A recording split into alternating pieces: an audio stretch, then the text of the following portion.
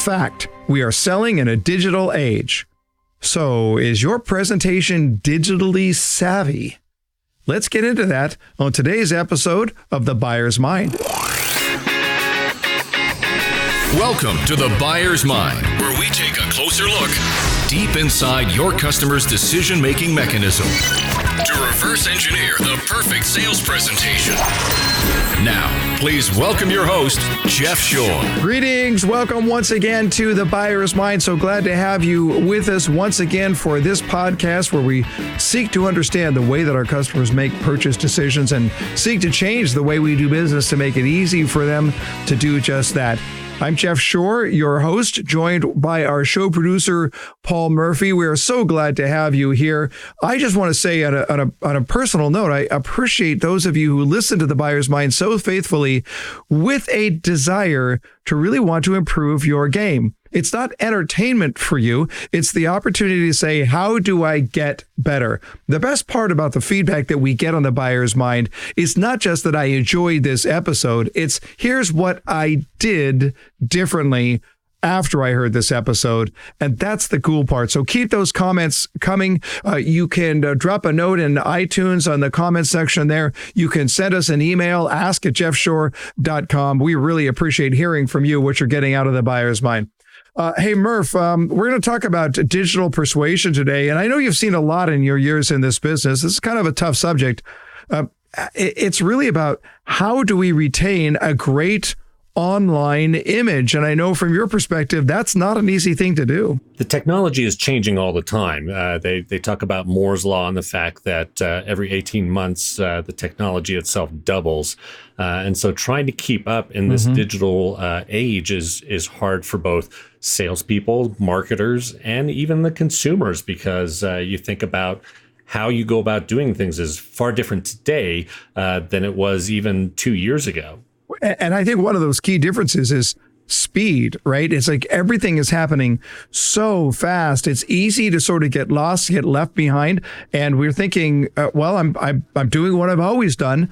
And that is the problem, right? We're trying to do things the way we've always done. And Murph, you know us at Shore Consulting. We are a fast company. When we ask you for things, you're the digital guy, you're the tech guy. So when we ask you for things and we say we need it in a hurry, how fast are we talking about? I think you're asking for it 5 minutes ago. That's what I think you're asking. I think you're about right on that. But that's the idea. We're moving so quickly, and we don't want to get left behind. We want to take advantage of it. And I think largely that the proliferation of digital tools has sped everything up.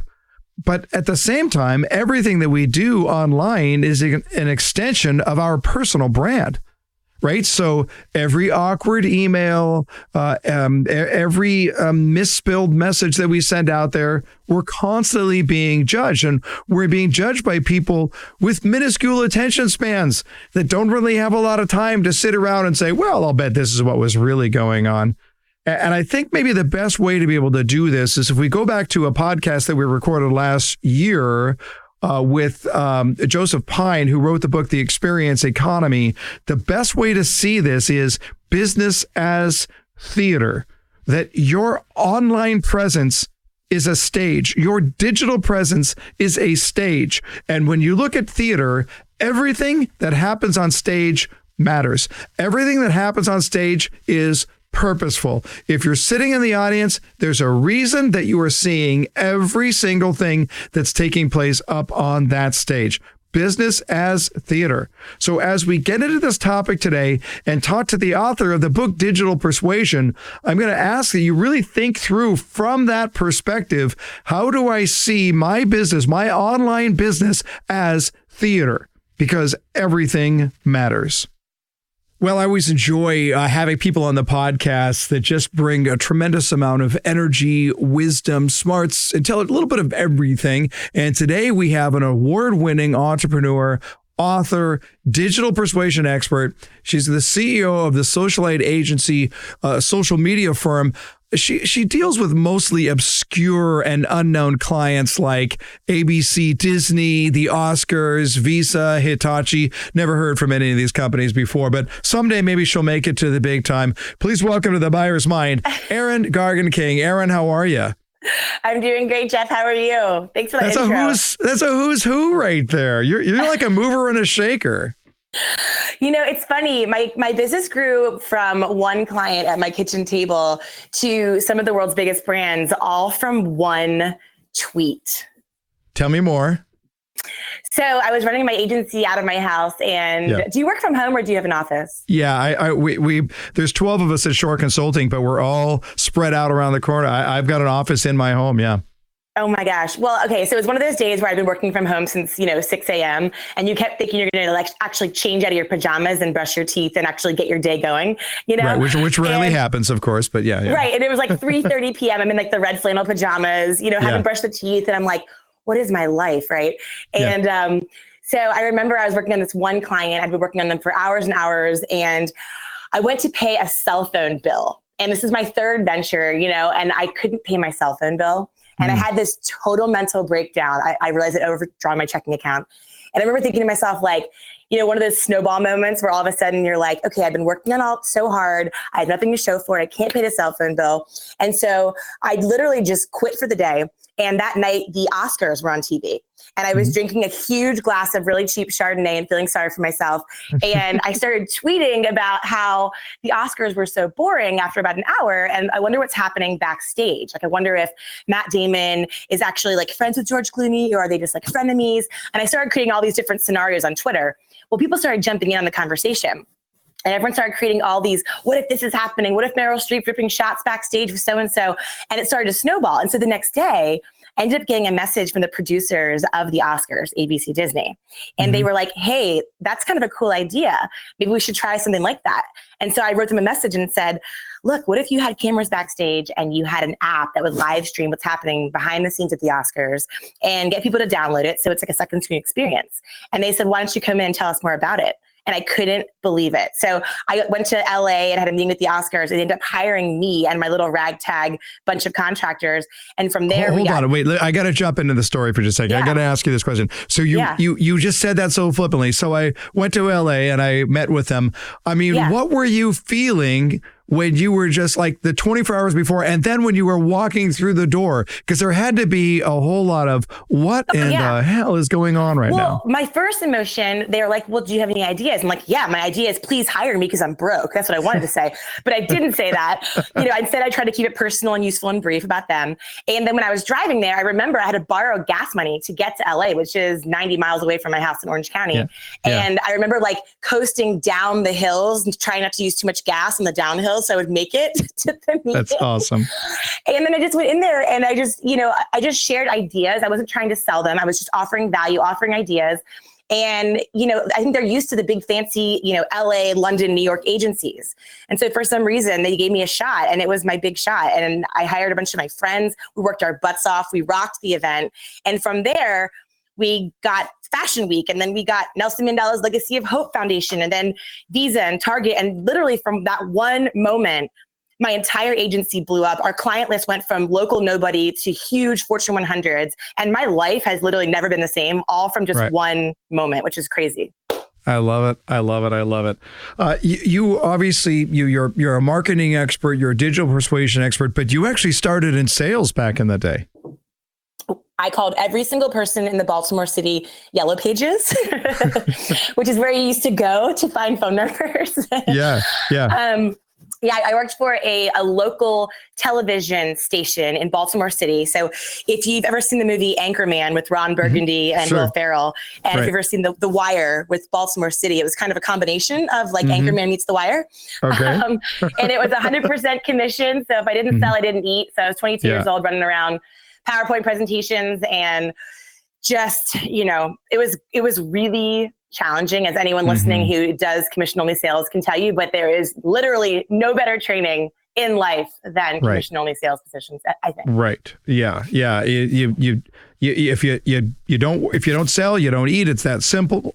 And there's something to be said. You're going to do it or you're not going to be doing it. What did you think you were going to do when you were younger, when you were growing up? What did you think your career was going to look like?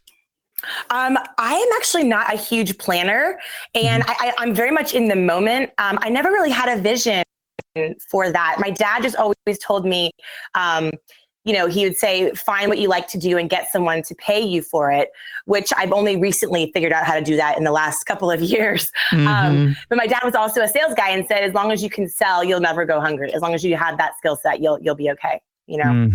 So yeah, that's good advice. That's very, very wise. I thought I was going to be in the theater arts somewhere on stage, maybe playing music early on, and it took me a while to realize I don't have any talent. So I thought maybe that'd be. Although these days it doesn't seem to be holding a lot of people back. When we look at the profession called sales, do you see it as a difficult job, or is it just really not that tough as long as your head is on straight and you kind of know what you're doing? What do you think? Well, it depends what kind of sales you're talking about. B2B sales is a very interesting space right now with social selling, with LinkedIn, with the internet. I mean, if you think about it, iPhones are turning 12 years old. Facebook is turning 15 years old. So if you average the two, this way of existing in this social, mobile, digital world is only about 13.5 years old, which is freshman in high school old. Yeah. So if you think of being a freshman in high school, right, you're awkward.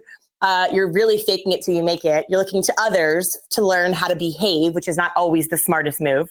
And so if you find yourself as a salesperson in this environment feeling awkward or feeling like you're not sure if what you're doing on digital, on email, on social is working, that's why. It's because we're only freshmen in high school old operating this way. And I think that there's been nothing that's impacted traditional sales as much as social media. I work with a lot of organizations, Fortune 100s, that are in everything from healthcare to real estate, finance, retail. And what I'm seeing more and more is that marketing and sales are having to align themselves closer than ever because, our roles are changing. Like, what is the salesperson's role if the buyer's journey is 80% of the way complete before they ever reach out to a salesperson? Are you're just talking logistics, implementation, and pricing? Is that it? What is marketing's job to support that journey when someone can just go direct to a salesperson's LinkedIn and see what they're sharing? Is marketing just a content machine now that's just sharing it with sales who has the audience? So it's really, being redefined, I think, now more than ever. Freshman in high school, awkward. I love it. I love it. I love it. That'll be a Jeff Shore original by next Tuesday. I'm totally stealing that. No, I won't. But that's awesome. I'll credit you. Let's talk about the book. You wrote Digital Persuasion. We'll talk about the book in a little bit. But first, I want to talk about the process of writing the book and how it came about. Because in my mind, Erin, I'm sort of picturing you sitting there in the fifth grade, getting voted most likely to be distracted and having an exasperated fifth grade teacher going, Erin. So you're all over the map. Your brain works at 1,000,000 miles an hour. It's difficult for people like you to actually stop and codify your thoughts into a book. How did you do it? Well, I'm actually a writer. I was an English major in school. So really? I love to write. So that's actually where I'm better at centering and anchoring my thoughts than even was I wrong then? Was I wrong on my description of the fifth grade with you being a handful for a fifth grade teacher? Actually, I'm very high energy, and I do think quickly. But as far as writing, I find that it's actually easier for me to write than speak sometimes. Okay. So, yeah. But I tried to do the classic shortcut of hiring someone to write it for me, which people don't talk about, but a lot of people do this, right? They hire a ghostwriter, they hire a company, and they say, well, just talk to us for a couple hours. We'll record you and it'll be your voice and we'll write it. Well, let me tell you this. If you're in sales or you're in marketing, that is very hard to do because no one can tell your message the way you can tell it. If you are in an area like science or math or, a different profession, medicine, where you're not necessarily relying on your communication skills, absolutely hire a ghostwriter. But if you are a communicator by trade, don't even try it because it's just a waste of time, in my opinion. So I hired someone to come in and help me tell my story of what I do and how I do it. And when I read the first manuscript, I drove them so crazy. They went through 4 editors and finally, they didn't fire me, but we kind of just had a timeout and I locked myself in my room for 10 straight days, the week between Christmas and New Year's. And I wrote the entire thing myself. Wow. There you go. I just knocked it out. Yeah. And different people have different writing styles. Some people write a little bit at a time. Some people just really sort of pound it out. But there is that idea that if you do it in a condensed time, and that is typically the way that I will write, is that you end up with a better arc to your story. It's not a book of disconnected chapters that are all sharing the same cover. There's a narrative that you're trying to cover. And that's one of the things that I loved about digital persuasion, and the idea that, you're trying to take a lot of points that I would not say are disconnected, but they need to find a unifying force. And the unifying force is in the way that how can we be persuasive in these different areas? So, for example, one of the key points that you make early on is about speed, specifically the speed of first impressions, particularly as it relates to digital communication. Talk a little bit about that. We're in this speed age, and yet some of us are pedaling along at 12 miles an hour when the Ferraris are all up around 200. That's right. Well, we don't type like we talk. And we don't read like we listen. And so when you think about being a salesperson or even a marketer, the way that you operate in the real world is very different from how you operate online.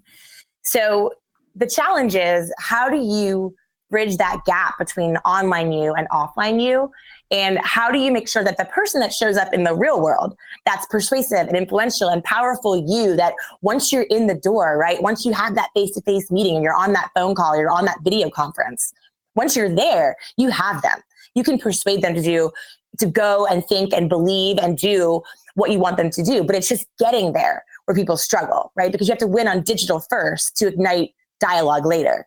And so it's not that we have super short attention spans. We just have very low tolerance for crappy content. And when you think about how we're filtering through content every day on our phones, you're getting everything in the form of a message notification. You're getting a preview of an email, you're getting a preview of a social media post, you're getting a text message. And those previews are about 10 words, which takes about 2.5 seconds to read. And so what we're not thinking about is the fact that there's a lot of power in that preview. So when you're checking your phone, Jeff, you don't even know why you're ignoring something or opening something. You don't know why you're thinking like this is important or it's not important. You're just making that decision very fast by that little mobile notification. And so what's happening with a lot of sales outreach, I don't know how many you get a day, but I get at least 40 to 50 ridiculous messages a day, whether it's from everyone trying to sell me everything, right? Absolutely absurd. And everyone's sending the exact same email. They're sending, hi, this is my name. Here's who I've worked with. Here's why we're amazing. Here's how we can help you. Is there time in your calendar this day? It's the exact same message over and over again. Yeah. And so what my book really talks about is how can you, in that first 10 words, that first 2.5 seconds, that power of the preview moment, how can you make sure that you even get a chance at that and you're not ignored like everyone else? And the first step is to not make that opening just like everyone else, which is asking someone, how are you? How was your weekend? No one's going to actually write back. It's not like it's 1999 and people actually write pen pal emails back and forth about how their weekends were. It's like, check my Instagram, you know? So that's the first thing, is like skip the niceties. And the second thing is starting with you and saying, I wanted to reach out. I was hoping to. That's what everyone writes. And when you start with I, you're putting yourself at the focus. So flipping the language around and starting with something personal about that person that just shows you're not going to be best friends. If I said like, you know, oh, Joanne Williams said your book was amazing. You're not going to think that because we both know Joanne Williams that now we're best friends. But what you are going to think is, this person is not like everyone else. They're not just coming and trying to sell something. So automatically you're differentiating yourself in just a few words. Yeah. You know, it's interesting. I like you, I get so many of these emails. And what I'm getting recently is an email that says, hey, Jeff, I was online and I read your blog post called this, this, and this. And I really think you and I think the same way. And I've got this amazing company and we should talk. And it took me a while to realize I'm getting this same email over and over again before I figured out this isn't even a human being. This is a bot. This is an artificial intelligence bot scouring the internet, looking for a similarity, hoping that they can fish into a response from me. And all that does for me is it trains me to use the delete button even quicker, right? I cannot wait to delete most of these emails. And I agree with you. And they do come across, they're impersonal. They do not sound like they have anything to do with me. And I can't wait to get away. But you are absolutely right. When there's something that connects to something that is clearly personal. And it's interesting about that, Erin. It's not that difficult. It's not that difficult to find something unique about that individual. But I think we're trying to just pound stuff away so much that we don't even stop to think, how can I make this about the person that I'm actually trying to connect with? Absolutely. 100%. I mean, a phrase I use is, if you're still playing the numbers game, then your days are numbered. Because if you think about it, AI and robots, I mean, robots can perform 5-hour brain surgery in 2 minutes. Robots can beat humans in Texas Hold'em. Facebook created 2 robots named Bob and Alice that within days started speaking to each other in a language the programmers didn't even understand. If you don't think that robots can copy and paste, yeah. we read these doom and gloom stats. Forrester research says that by 2020, all salespeople will be eliminated and all these crazy things. And it's like, well, not if you double down on the one thing that AI and automation and deep learning and machine learning can never replace, which is your human side. That human personal connection is your only edge. If you are not doubling down on it, what is your value? Yeah. And so, like you said, I mean, people will write messages and they'll say, I was trained with the whole, Glengarry, Glen Ross, always be closing era. I saw it. And, I read all of Jeffrey Gitomer's books, who I love. Right. But, some of those are from a bygone era. Tell me about your business. Well, nowadays, if you say to someone, tell me about your business, what that says is, I did not take any time to look you up, to research you. It's actually, it went from being a really great opener to a really rude opener. Because in my opinion, in 2019, research is the new listening. Taking a look at, like you said, it's not hard. If there's publicly available information, which there is about everyone, unless they're a psycho or trying to hide something, you can find something about everyone that at least opens up with, it's not what you're saying, it's what you're telegraphing by that personalization, which is, I took a minute to treat you like a human being, like a person. And, those bots, you're right. I had one person send me 12 unanswered messages. And I, just like you, I was like, are they serious? And then I realized it was a bot. And I finally got a hold of this guy, and he was like, oh, I'm so sorry. That's my assistant in Thailand that I pay to do outreach. But he wasn't particularly sorry about it.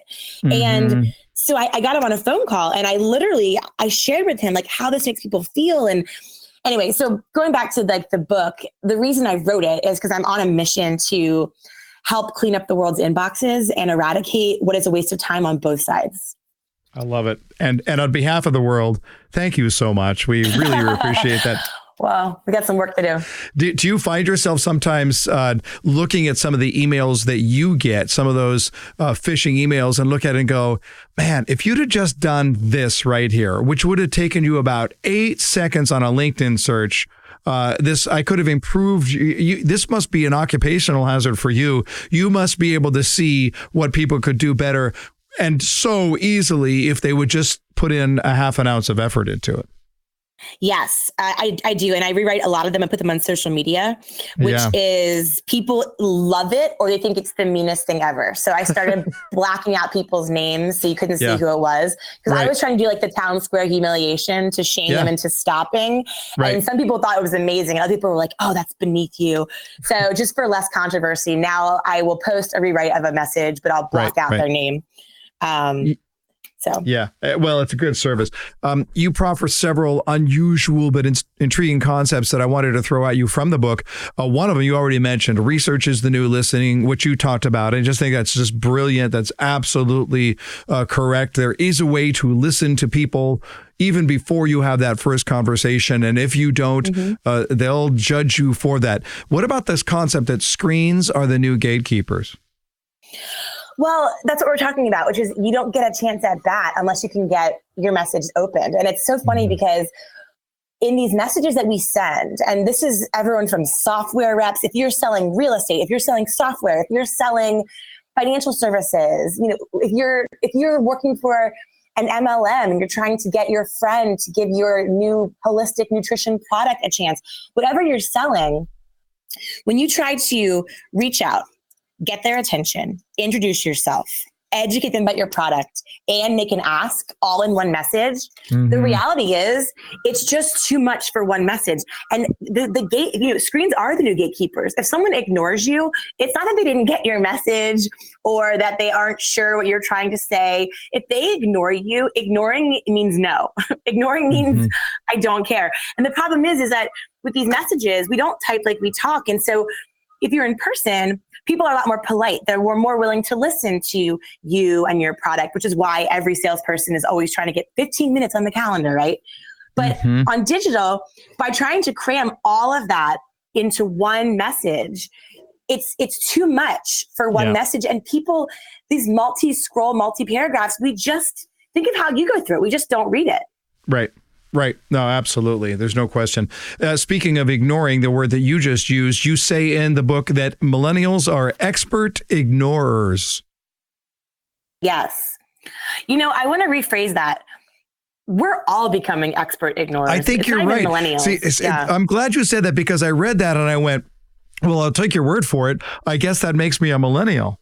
Are you an expert ignorer, Jeff? I really am. I really am, and that skill is getting increasingly sharp every day, I think. Well, because we're treading inbox water, right? I mean, it's our brain's way of protecting us from. There's all kinds of stats out there, but the latest one that I read that seems pretty accurate for me, I don't know about you, but is that we field about 300 messages a day when you add up emails and notifications and ads and everything. And, I have a really embarrassing secret, which is that right now I'm looking at my phone and I have 141,516 unread emails. And people, when I say that on stage, people are like literally gasp and everyone immediately judges me. They're like, oh my God, like, does she pay taxes? Like, does she regift? Like, is she a bad person? And the truth is that I pay taxes. I don't regift. I'm not a bad person. I just can't dig out from all these. I mean, I'm spending, if I was going to touch every single message, my husband's tried to get me to get different inboxes and a whole system. It was taking me 2 hours a day to just defend myself from all the emails that were attacking me. And so I just gave up. I know that's not a great solution, but inbox zero is a land I've never been to. And I've heard about it from people. It sounds amazing. I'm there every morning and every night. I'm sick that way, but I had to put in systems. And the only way that I'm able to do it is that I delete like a madman. Yeah. I mean, it's just that little tiny jolt of joy I get every time I hit the delete button. And trust me, I delete a lot. There's no question about it. So yeah.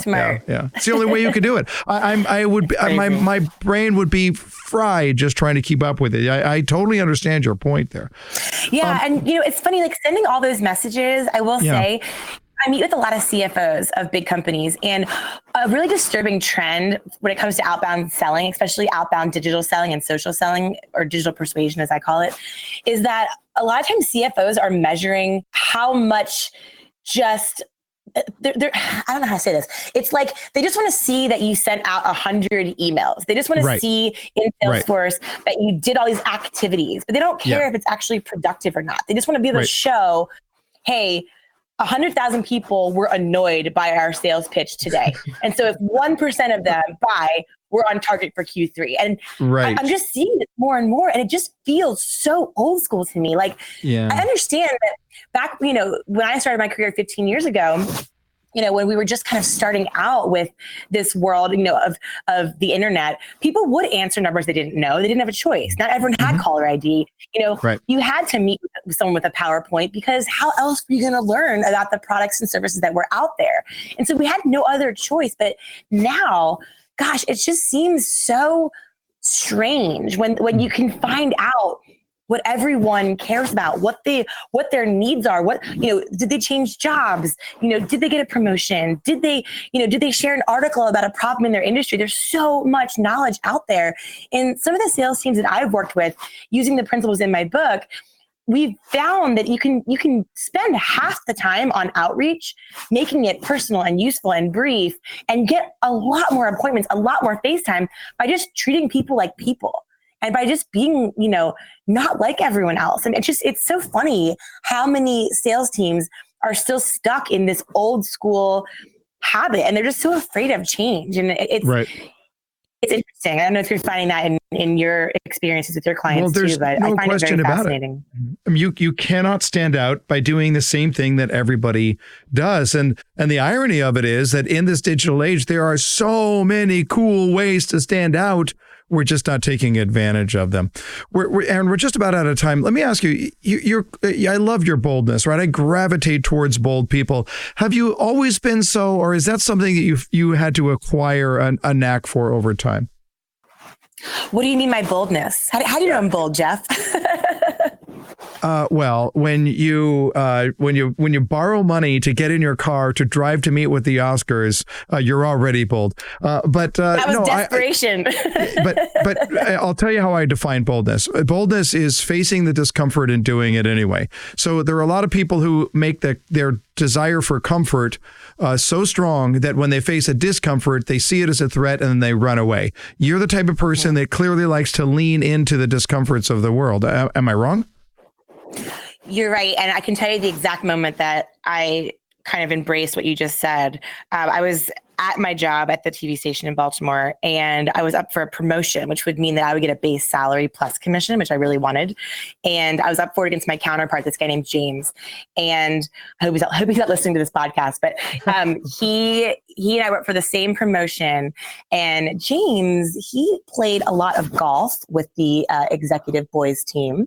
Mm-hmm. And I had better sales numbers, and I was overconfident and 23 and thought I knew everything. And I remember going into my boss's office, and I was so sure that I got the promotion.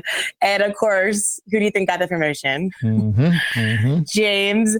Right. And obviously the smart thing would have been to just go learn how to be a better golfer. That would have been probably the smarter move. But instead, I decided in that moment that it was more dangerous, in my opinion anyway, to let someone else, dictate my path and my story and my journey. And so I jumped ship and started my first company, which I called Jump Digital Media. I just fully Jerry Maguired it. And that's a whole other story. But that was kind of the moment where I realized that I think it's just as risky, in my opinion, to stay in what people perceive to be a safe space, but is actually more dangerous when someone else is driving. That is absolutely right. Well said. Hey, before we let you go, we're going to put you on the hot seat. Rapid fire questions, rapid fire answers. You ready? Okay. Yes. All right, here we go. Your very first job was what? A tennis instructor at my country club. Interesting. An album from your youth that you listened to over and over again. Oh, Dave Matthews Band, Under the Table and Dreaming. Mm-hmm. The most beautiful place you have ever stood. ES Santorini, Greece. Lovely. A book that you read earlier in life that made a profound impact on the rest of your life. Professional would be Jeffrey Gitomer's Little Red Book of Selling. Classic. I'll stop there. I have a personal one too, which is The Secret. Okay. A movie you've seen multiple times, but it doesn't matter when it comes back on, you have to watch it. Wedding Crashers. And so I don't know why I wasn't expecting that. And the name of your first celebrity crush. Jordan McKnight from New Kids on the Block. I was totally expecting that. Okay, so there you go. Erin Gargan King. The book is Digital Persuasion. Just go on Amazon, order it. If you're looking for an obviously dynamic keynote speaker, you can go to eringarganking.com. We'll put that in the show notes. Erin, thank you so much. That was a blast. Thanks, Jeff. Have a good one. All right. There you go. Murph, we always love people who have the combination of scary, smart intelligence and strong ideas, but also just really super high energy. And I think Erin just definitely fit that bill. Yes? Absolutely. That was part of the joy of getting her coordinated to be on the program with us today. She has just got a ton of energy.